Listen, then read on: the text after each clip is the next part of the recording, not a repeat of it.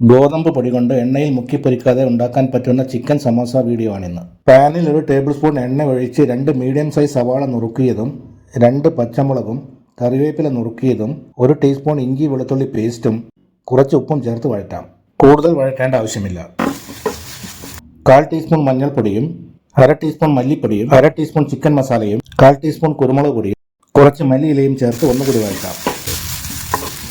ഉപ്പിട്ട് വേവിച്ച ചിക്കൻ പൊടിച്ചെടുത്ത് അരക്കപ്പ് ചേർക്കാം. നന്നായി മിക്സ് ചെയ്തെടുക്കാം. ഫില്ലിംഗ് ഇപ്പോൾ റെഡി ആയിട്ടുണ്ട്.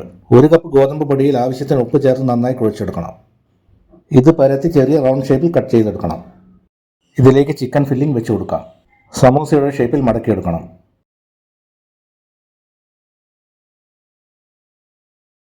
ഇത് പാനിലേക്ക് വെച്ച് കൊടുക്കാം.